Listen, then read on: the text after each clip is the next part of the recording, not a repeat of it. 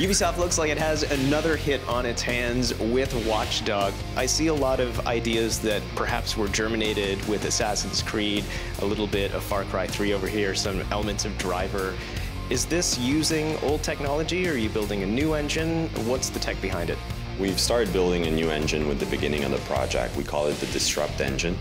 So we reused some of the best bits from our other engines, but we mostly built new tech, new tools. And our goals were at two main goals, and one was to increase the dynamism in game, create more chaos and more response to the player, and put them really in the driver's seat. And the other thing we're trying to do is to connect players in different ways, in new ways of playing with other players. So I will say it's true that we piggybacked on some of the innovations of some of those other games, and hopefully they can piggyback on ours in the future too. You wanted the system hacks? You got me in.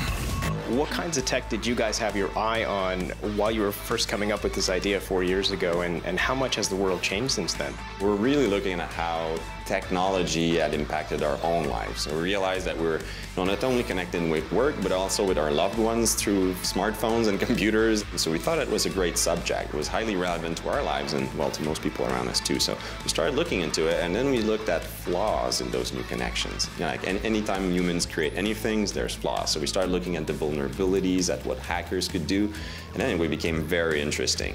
So basically it's about the tech of today, things that are around us that we know, that we can relate to and we can make plans with, but now we give the power to the player to hack into any of those. So basically you can pry into everybody's personal information, what they have on their phone, what they're doing in their house, tapping into their webcam on their laptop, or you can hack into any of the city systems, what manages electricity, traffic, security, all those systems in our big cities.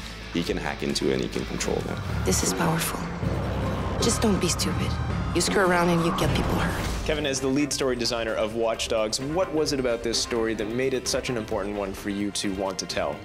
Well, I think for us, what was great about the story is that it's really relevant to our lives today. We're all hyper-connected, we all have our cell phones, we're all feeling that we're getting more and more wired, and we thought that was a story it resonated with us, and it was something that we wanted to explore. And I think the reaction we've seen so far, it seems to be a story that's resonating with, or at least the idea is something that's resonating with everyone, and hopefully they'll connect with the story as well. So how much of the game's hacking is possible in real life? I think any of our hacking that you see in the game is possible in real life. I think that the specifics, the intricacies of how accurate it is, you know, we had to balance that. We want to make the game playable and fluid for the player, but the ideas behind it, the types of hacking that you can do in the game, yeah, it's out there.